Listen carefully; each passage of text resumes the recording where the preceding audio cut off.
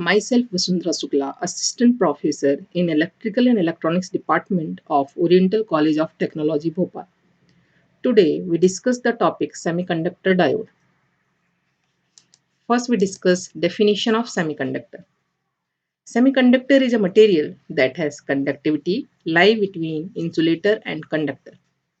Semiconductor materials such as germanium and silicon. Now we discuss types of semiconductor. There are two types of semiconductor, intrinsic semiconductor and extrinsic semiconductor. Intrinsic semiconductor are pure semiconductor, whereas extrinsic semiconductor is formed by a doping process. The process of adding impurity to a semiconductor is known as doping. Doping material either pentavalent or trivalent. On the basis of doping, extrinsic semiconductor are divided in two parts, N-type material and P-type material. Now we discuss N-type material. When a small amount of pentavalent impurity added to a pure semiconductor crystal is called N-type semiconductor. Pentavalent means 5 valence electron in outermost cell of atom.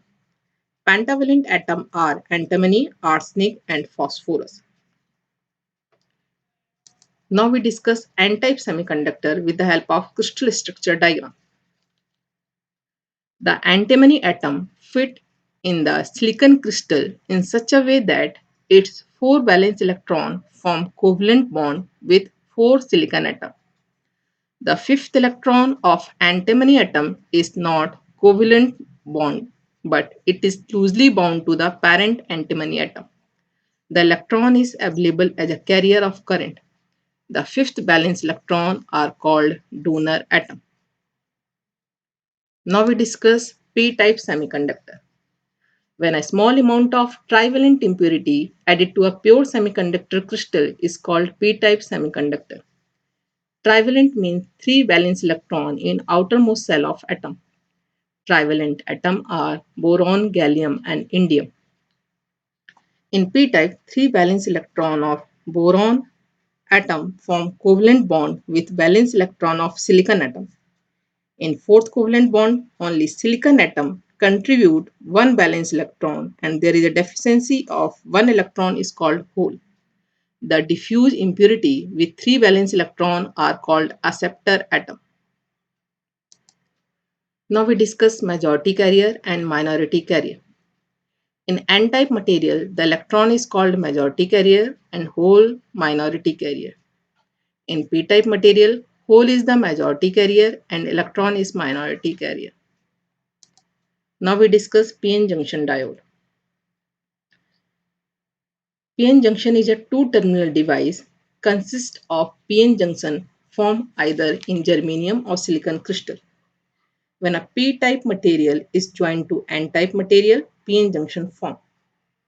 P material has higher concentration of hole and N material has higher concentration of electron.